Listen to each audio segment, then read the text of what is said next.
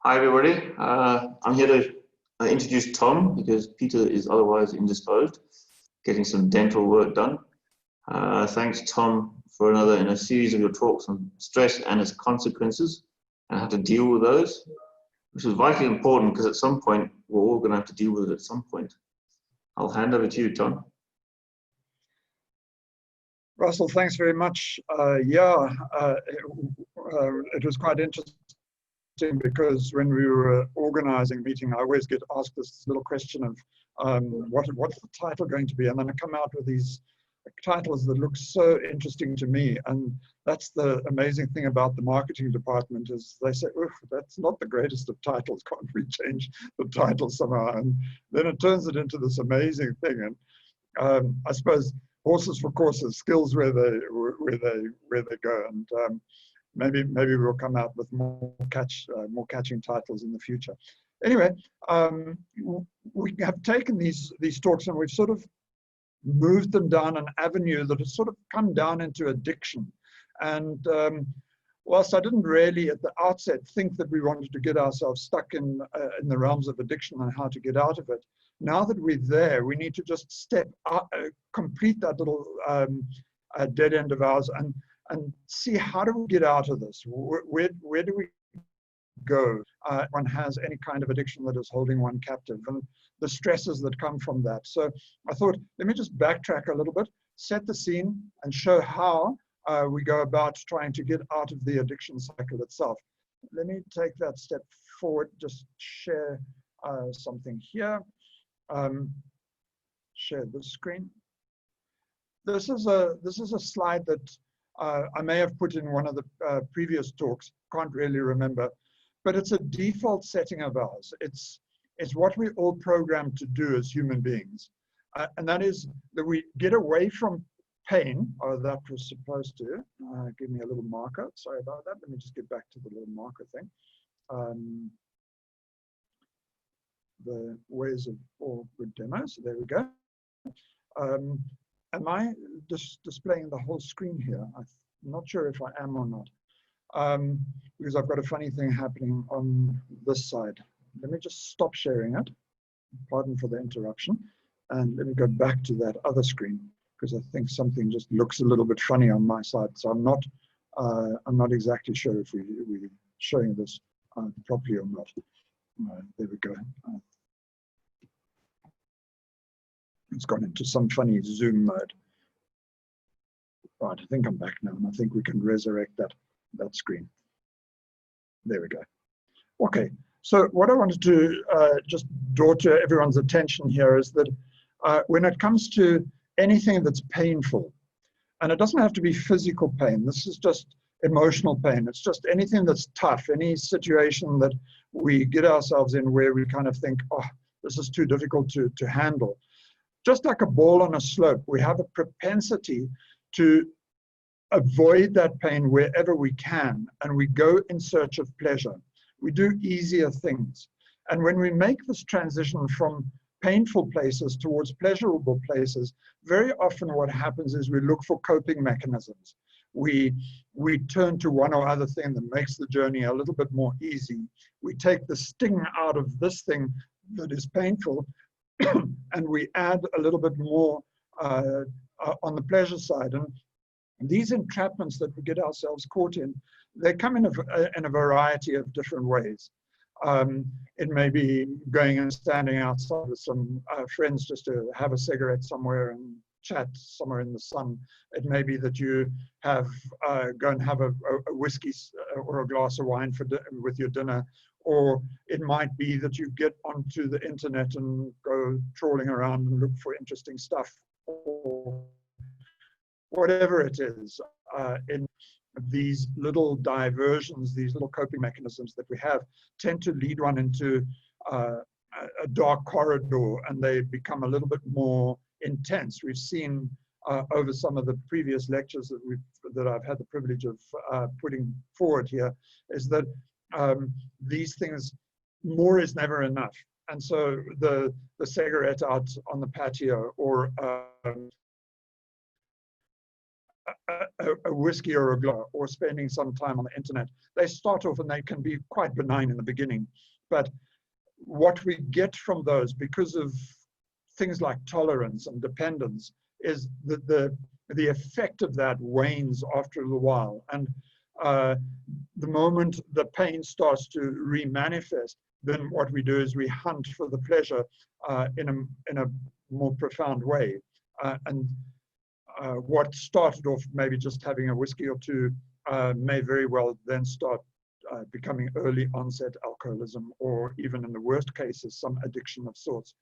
So this little drawing just helps us get the context right for how these things work, how we go, because of our default biological and emotional settings, how we're always tending to head away from pain and go towards a pleasurable place, and somewhere in the middle, using these coping mechanisms, which in the beginning may be very benign, how they after a little while can bite in and captivate us, capture us in some sense. And how do we step out of that? Well, that's where we want to go really today, is to see how we step out of this particular space and get ourselves into a different place. Let me just get to the next slide here.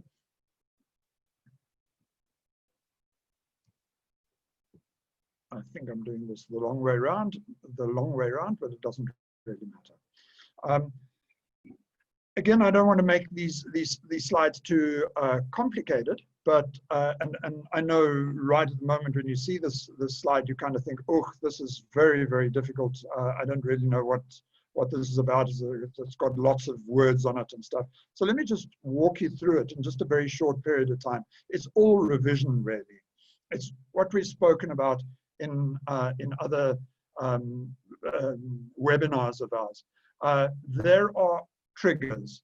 These triggers, as you see there, are about time and location, emotional states, what one has just done, the way other people jostle one around in life. These bring us into a particular state. This state is maybe one of, I'm not coping, I'm not doing well, I don't know how to get out of this. We spoke also about having control stamina. In certain cases, we have all the stamina in the world to put up our hand and say, I know where I want to go, but I'm not going to go there. But at other times, that control stamina of ours is so deficient, so depleted, that we cannot resist it in any shape or form. And then what happens is that we have an escape impulse.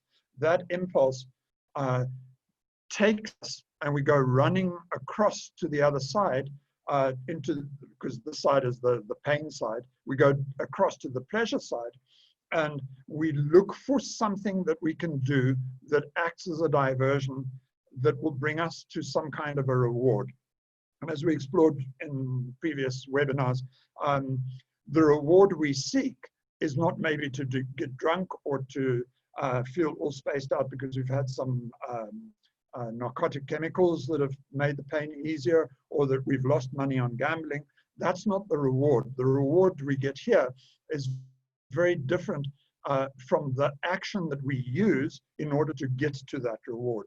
And I think it was the last webinar, we said what we need to do is maybe look at replacing detrimental habits with positive habits, ones that bring us to a permanent state of feeling that much better.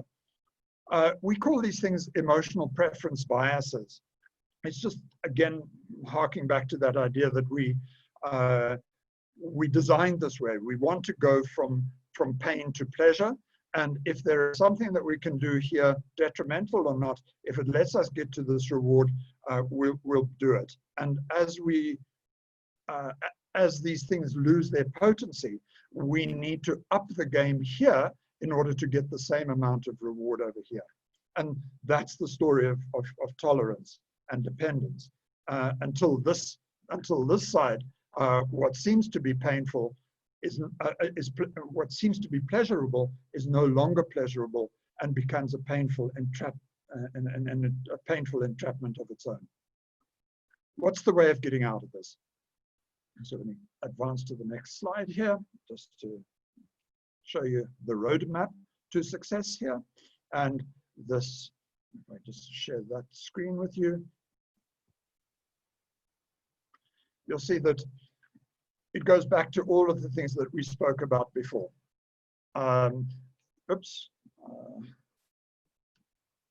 There we go. I meant to just get a marker there. So many things to think about here. Here is a little thing called ISE. It's an initialism. It stands for initial sensitizing event. These things happen very long, somewhere deep down in one's background sometimes. They set us up for failure. They may be stressful moments in life, and these moments could have been yesterday or a month ago. These initial sensitizing events, these triggers, could be buried way down in our past when we were little children. Things that come and go don't often of themselves derail us, but what really happens is that when they go through a time of reinforcement, when they get compounded, they generate beliefs. And these beliefs start off as tiny beliefs. These beliefs can just die. There have been many things that were said to me in the past or that I've experienced that were hurtful at the time, that may have created a self-limiting belief within myself. But after a while, a couple of days, a month or so maybe, I'm over that. And I get myself into a space where I just pick up again and I'm back down to a stable lifestyle. However, some of these beliefs don't go away only because we have the wherewithal to introspect and to get rid of those beliefs within ourselves. Sometimes those beliefs hang around and they're persistent enough. And if we find some or other coping mechanism, I just put it here as pills, but this could be anything that we've spoken about as addictions before. When we discover these kind of coping mechanisms, this coping mechanism may lead us on this pathway, on this road to the reward, a la the drawings that I've just shown you. And those are very nice. We get something good out of that. It takes us out of the painful experience, the belief and what's happened to us, the events that led to that, and it brings us to a pleasurable space where we can let go of that pain, just even if it is momentary. And what happens then is we go around the loop, and each time we go around the loop, tolerance diminishes the effects of the coping mechanism, which kind of in an inverse way means that we need more of the same in order to get the same effect. We go around this loop again and again, and every time we go around this loop, a couple of things happen. It diminishes our ability to control the use of the coping mechanism, and what it tends to do is it increases the belief, it magnifies the belief, it reinforces the belief. And why would it reinforce the belief? Well, it reinforces the belief because we're stuck in this loop. We're not addressing the belief itself. And so we need more of the same. The belief increases. We lose our ability to control. The reward diminishes as the belief and our control diminishes. The effects of the reward diminishes, and we get ourselves caught in this addictive cycle. This is the cycle of addiction. And as I've tried to illustrate here in this schematic, there's only really one way out of this. And the way out of this is to come to this juncture over here. And this is the one of contemplation. And I've said before that for us to get, not to go back and use the coping mechanism, the drugs itself or the alcohol or the gambling, but to come down this path where we can even begin to contemplate what's happening to us, we have to come to a couple of prerequisite realizations. The first thing one needs to do is stick up one's hand and say, you know what, I have a problem. I'm going around in this addictive cycle loop over and over and over again. I have a problem. This problem is bigger than I am. I can't seem to find my way out of it, and I might need some help. And we we have all at some stage, because I'm using the collective we here, not that we all are addicts. Every last one of us have had stressful moments in life where we've got into cycles of deepening worry and anxiety, and we can't dig ourselves out of that. And we use different coping mechanisms. And remember, these coping mechanisms need not be detrimental as such. They are all detrimental in the long term. But coping mechanisms like this may be exercise, going out and taking a walk, or getting on your bike, or going to gym. They may be coping mechanisms, but they might not diminish the belief that you have about yourself, and they may not give you better control over what's wrong, to take away the belief and to bring you to a place of freedom. And so even the coping mechanisms that we're talking about are can be both detrimental initially, like taking drugs or using alcohol, or they could be things that you think are good for you. And these can be anything that becomes fanaticism in the long term. And so it's easy for me to use the word we here, because all of us have come to this juncture somewhere along the way where we say, we need to contemplate what's happening here. Are we stuck in this thing that is now fanatical as a way of coping with life? Or is this thing that we're doing just purely passion? And having come to a place of contemplation, if we go into a state of denial, we just back on the road into the addictive cycle all over again. So little moments of lucidity come about, and we say, yeah, I'm stuck, I need some help. But if one goes into a state of denial, you're straight back up using the drugs again, or whatever it is, and you're back in the addictive cycle. One needs to come to this moment of contemplation and then prepare oneself for change. This is this road. And even that is fraught with disaster, because we go up and there's very often moments of relapse. We just get right back into the same cycle. These are those wild resolutions of, you know what, I'm never going to take another drink ever again in my life. I'm driving home drunk, nearly crashed into somebody. What happens if I wipe out somebody else's kids? How will I ever live with myself again? You know, I'm about to lose my job because I'm not productive enough. I'm not diligent enough. I'm not focused enough. And you have that contemplation, but then life gets tough, and then you're back in the cycle all over again, and then you're around this loop with a relapse, and promises are broken to self. Self-worth is diminished, and then what happens is that you're in this relapse treadmill. So you can see that there are many paths that lead back into the addictive cycle. There are very few paths that lead out of it. Relapse is almost a given, and one should factor it in. If this is something as benign as overeating, maybe indulging in stuff that is causing you to put on weight, and it's like, well, I'm never going to have cake ever again.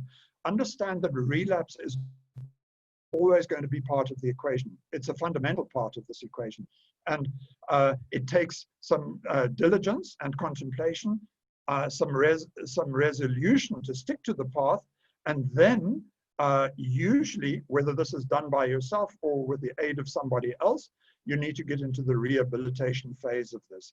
And the rehabilitation phase of this, we use a couple of words here to describe it. We say it's got an element of consultation, training, therapy, and mentorship. And I'll describe those four things and their context in the last slide, just in a moment. But this needs to be held in place. We need to stay on the cycle enough until the belief, the originating belief, the sub-belief up here, until that belief diminishes and dies. And once that belief has died, one is on the road to recovery and out into a stable lifestyle once more. I suppose I can understand that a lot of questions would be, this seems so fraught with disaster. Can anyone truly ever, having got in the addictive cycle, can we get down to the stable lifestyle again? And the answer is yes. It takes a bit of diligence. It can be a number of days. This, depending on the severity of this, This can be anything from a couple of weeks, a couple of months, to maybe a year or two or three. One has to just hang in there, stay with it, find a support system, put these actions in place, and the wild promises, those sort of "I'm never going to do this again" kind of promises, they never really work. They're unbelievable. They're unsustainable. They're just not achievable. And without those tick boxes, one is doomed to failure. So last slide then. Let me just get to that last slide here and share it with you.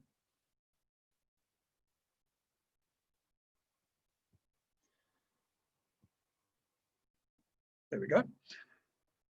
This is exactly, those are the four things that we saw in that last little box at the bottom of the previous slide. When one goes for therapy, there's first of all assessment that needs to take place. This assessment is really all about consultation. This is listening, understanding the problem. It's not about Band-Aid, and anyone who just prescribes pills or just gives some kind of Band-Aid, one size fits all, is not really going to help you in any way. You need to understand what's the backstory. What are these belief systems that hold this entire habit in place? Only then can you properly formulate a plan. And once a plan is formulated, there's the delivery of that plan. And then we have training, therapy, and mentorship. This is about teaching. This is about rehearsal and implementation. And this is about fixing problems. This is about reframing, really, the therapy part. And as we go around this loop, we have to evaluate to see how things are going. And then, of course, it's back to the top to assess it, formulate a new strategy, deliver that strategy. As you see, this is fluid and it's morphing all the time to see what works and what doesn't work, so that we can apply force to that which works and drop that which doesn't seem to work. The three key things with any of this are those three words at the bottom. Is it believable? Is it achievable? And is it sustainable? So very often I have somebody come to see me who wants to lose weight, and they want to lose 15 kilos, but their present body weight, if they lost 15 kilos, their bones alone would weigh more than that. It's just not believable. It's just not achievable. And if you can't tick the first two boxes here of believable and achievable, then of course this is not even, you can't even get to the third box at all. And if one makes wild promises, you may think that just putting things down and going cold turkey and saying it's done, I'm never going to touch it ever again, is believable. You may say to yourself, I can believe that. Is it achievable? Well, you have to be able to do that for a month or more, sometimes 3 or 4 months. If you have a lot of weight to lose on your body, it may be something that's going to take 6 months to lose at a kilo and a half a week. The achievability part of this is something that you need to factor into that equation. And what's more is it needs to be sustainable. Once you've achieved that, you want to be able to project that out into your future comfortably, without much effort. The sustainability part should require little effort. The effort should diminish. It should be a graph that diminishes over time towards sustainability, which is effortless going forward. So I hope I've given you a little bit of an insight in this and into all of this, and just put a full stop at the end of the sentence in over these last few webinars, where we've sort of gone down the avenue of addiction. Addiction and habits, two very different things. What I'd like to do in the future is just step back and start to become much more practical in it. How do we investigate things like mindfulness? What are some of the techniques we can use? We're not going to specifically apply them to addiction, but we're going to apply them to all avenues of life. Stress, demotivation, self-limiting beliefs, all of these things we'll start to take a look at some of in some of our future webinars. So I'm open to questions. Thanks, Russ.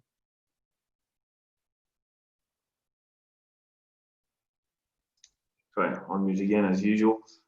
Thanks, Tom. Yeah, open for questions. Don't see any at the moment. I see Rob Nicholas has got his hand raised. I don't know if that's intentional or not. Did you want to ask something, Rob?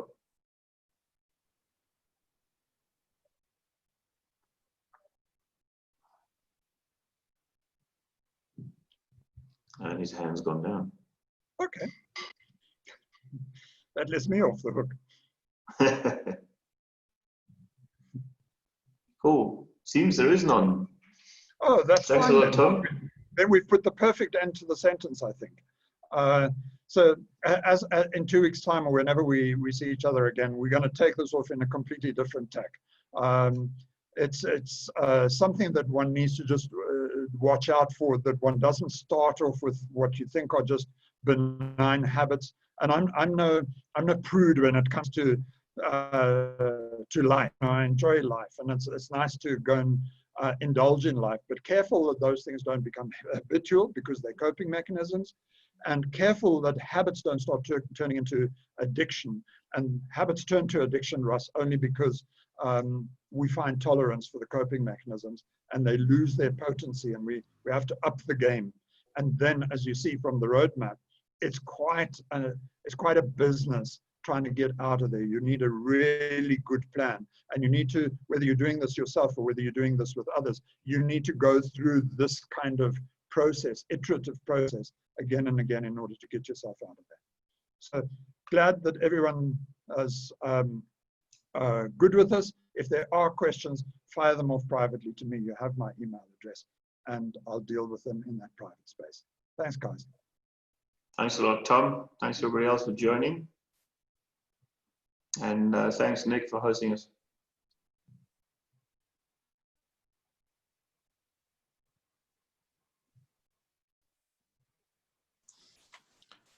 Only a pleasure, Russell. Sorry for your loss, Tom. Thanks, Nick. Yeah, Mum was, she was 91 years old, so it wasn't an unexpected thing for us. But you know what? You only get one mom in life, hey? And when they're gone, they're gone. You can't get a replacement for them. So it's been a bit of a roller coaster ride this week, but all's good. In terms of endings, it was a perfect ending for her. We were all there with her, and everything was cool. Thanks for your concern. And yeah, thanks for sorting this, Tom. Oh, you're welcome. She would have wanted me to. That's all cool.